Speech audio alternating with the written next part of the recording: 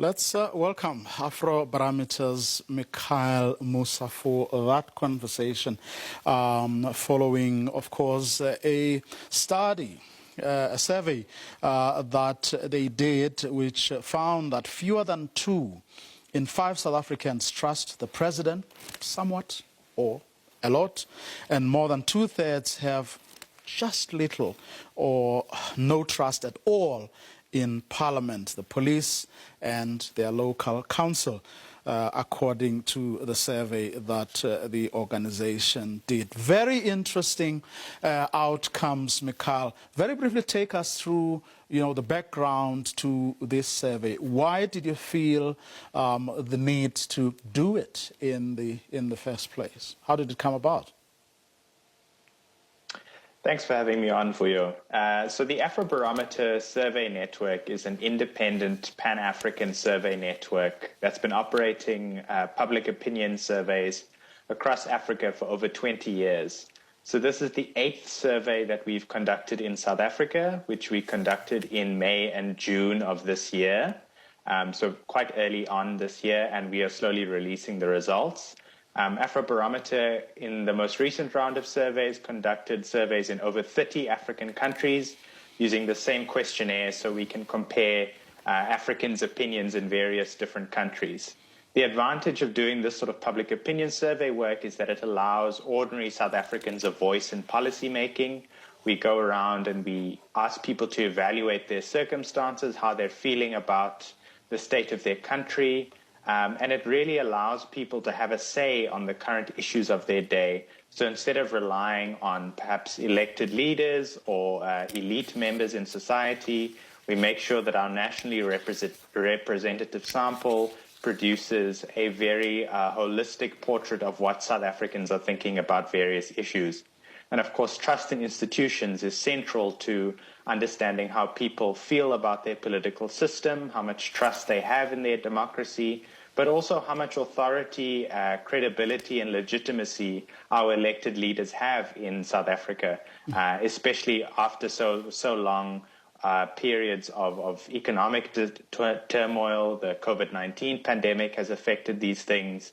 And the real advantage of the survey, because we've been conducting it for so many years, is that we can track changes in public opinion over time. And the most recent results are very disappointing because we see that more and more people are becoming less trusting of institutions across the board in South Africa. Which is in fact very, most interesting for me about this. We're going to get into a couple of the key findings in a second, but just very briefly, how big was your sample, margin of error, and those kinds of things? Sure, yes. So our sample was conducted using 1,600 adult South African citizens.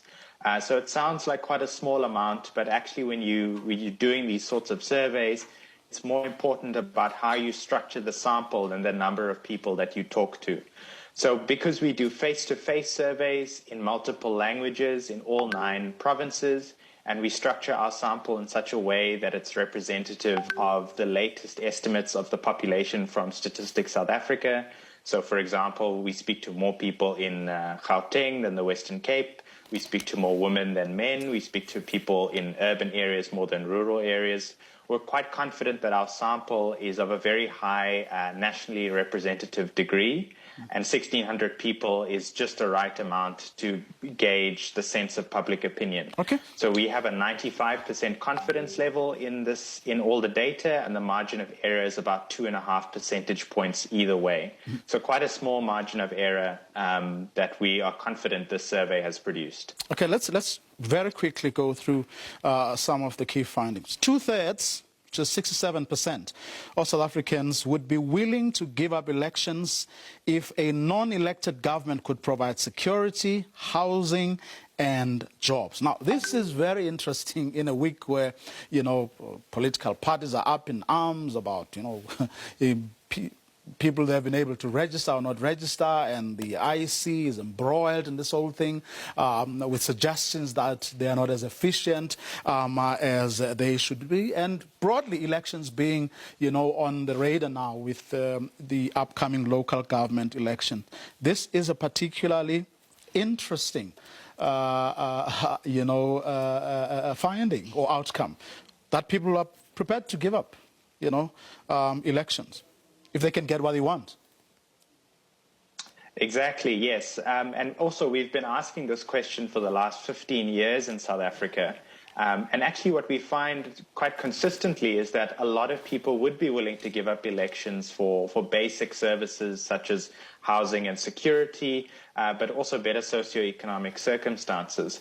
But as you quite rightly point out, the figure that we find of people willing to give up elections if an unelected government could provide these things is much higher in 2021 than in any previous year which we surveyed.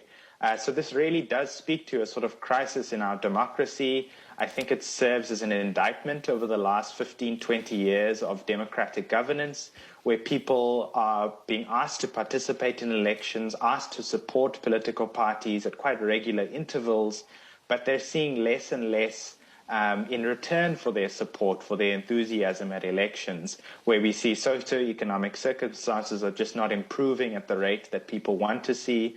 Of course, our unemployment numbers, which were updated just this week, show that, in fact, things are getting worse for a lot of people rather than getting better. Mm-hmm. So it really shouldn't come as too much of a surprise that people are willing to give up certain democratic freedoms if, of course, this is a hypothetical, if an unelected government could provide these sorts of things. So I think that the key point to take away from this finding is that the support for democracy that South Africans have is probably decreasing over time because people are becoming increasingly frustrated at the lack of socioeconomic development and the change in their own personal circumstances, that they would actually be willing to give up such a hard-fought freedom like the right to vote in order to secure better circumstances. I've seriously run out of time, but I have to ask you about this one. Close to 1/3 of South Africans say they do not trust the president at all, 30% that is, with a similar share saying they trust the president just a little.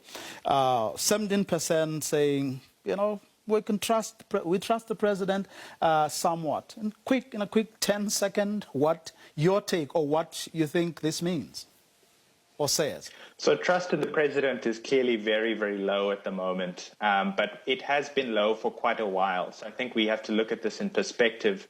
The trust in President Cyril Ramaphosa at the moment is low, but it is better than it was under former President Jacob Zuma's second term. So there actually has been an improvement in trust, but I think the social capital that the president has at his disposal, his credibility, his legitimacy, is very, very minimal at the moment. So it's going to be a very difficult period for him in order to introduce some of the reforms that are needed to steer us out of the present health and economic crisis at the moment.